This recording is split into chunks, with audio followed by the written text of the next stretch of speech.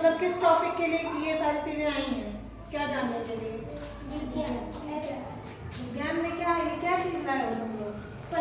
पत्तियां, पत्तियों में शिराविन्यास जानने के लिए लाए। जिस तरह से हमारे शरीर में नसें होती है सबके शरीर में, तो उसी तरह से हमारे इनमें भी जो होते हैं शिराविन्यास, उनको बोला जाता है। ठीक है, तो किसी में समांतर शिराविन्यास होता है, किसी में जालिका रूपी होता है, किसी में कुछ और होता है।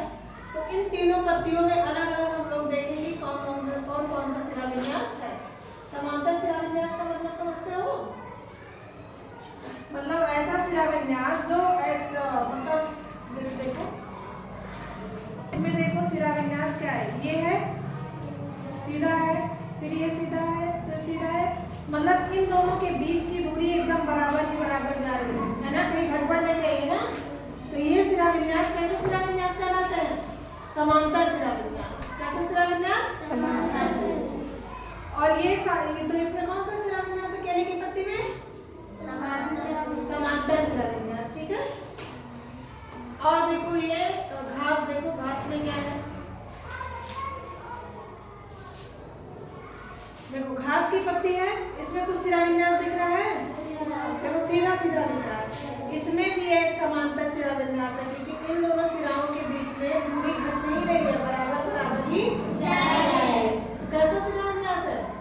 समांतर। कैसा शिराविन्यास है? समांतर। तो हम देखें कि घास में भी कौन सा शिराविन्यास है? समांतर। केले की पत्ती में कौन सा शिराविन्यास है? समांतर। अब देखते हैं गुड़हल की पत्ती में।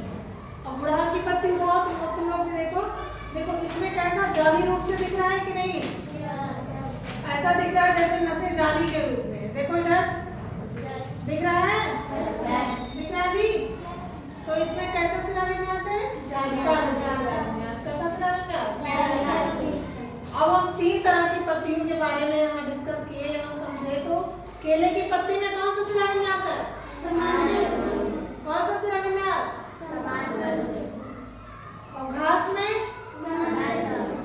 और गुड़हल की पत्ती में?